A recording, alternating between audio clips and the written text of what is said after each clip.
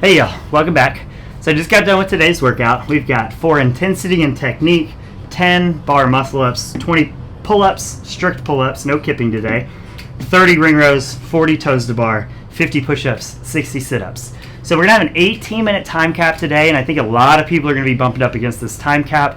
I think you can do a good job. If we do a good job of scaling and getting the stimulus right for you, I think you can get it under the time cap. But it's just kind of something to keep in mind that we're going to have to get this one scaled the right way if we're going to get you in the ranges where we want you to be. So this isn't going to be a big cardio workout. It's going to be a really big muscle fatigue kind of pump workout. And so your ability to get through this workout is your ability to make things look good and use efficient technique and movement, but also manage your fatigue and strategize and change up those reps and strategies as you go based on how things are feeling. So really what we're looking at here is 10 bar muscle ups, 20 pull-ups, we'll go ahead and skip these two for now, 50 push-ups. All of these numbers should be just below, just above what a max set should be.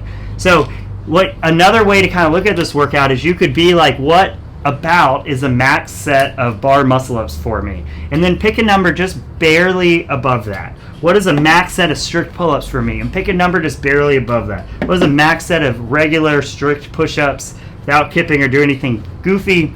Pick a number just above that. And those can be your 3 numbers there. So for most people, that's going to be kind of the way to go. We can also scale each of these exercises. Bar muscle ups, we can do banded bar muscle ups, jumping bar muscle ups. We can even modify it into the burpee chest bar pull up, burpee pull up, or lower that bar down and do just burpee jumping pull ups. So whatever we're choosing, we want this to come out the gate and be something that fatigues you, makes you use a little bit of skill, but ultimately is not a showstopper really in any way. So 2 sets at most for that first one. Pull-ups, I like to use whenever I have, so push-ups are going to be the same thing, whenever I have more at or more than a max set in kind of one go. So for most people, the 20 strict pull-ups is going to be kind of at around that max set range.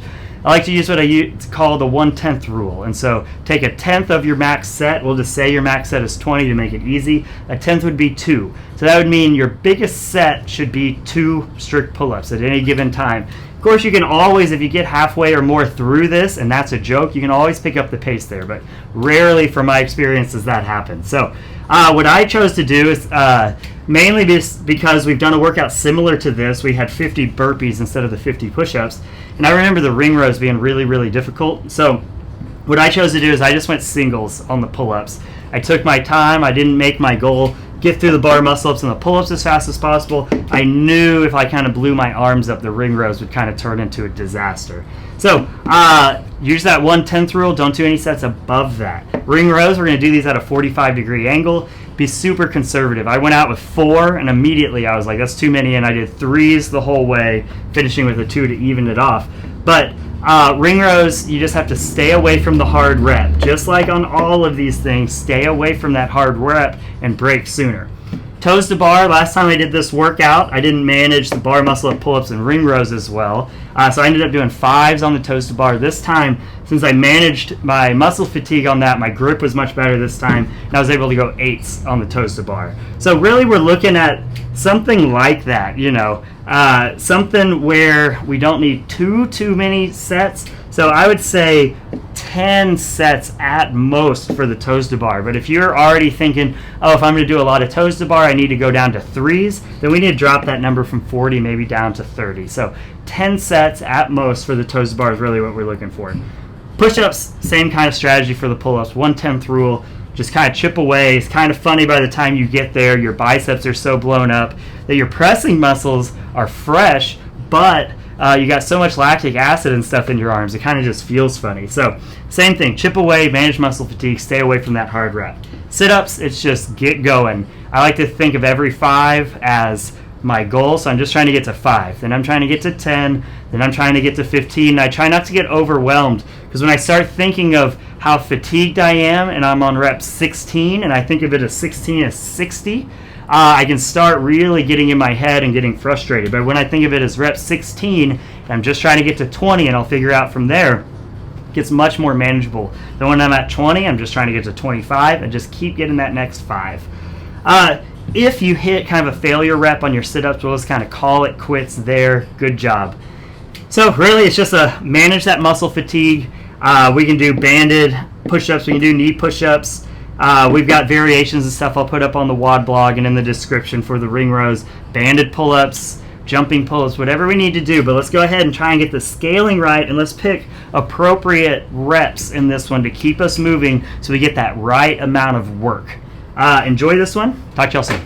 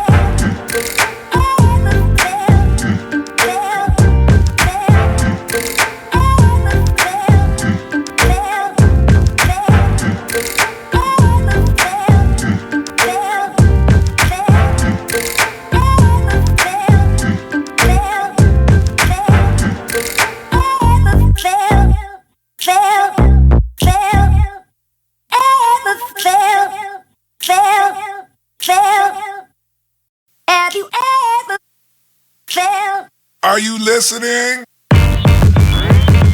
Damn.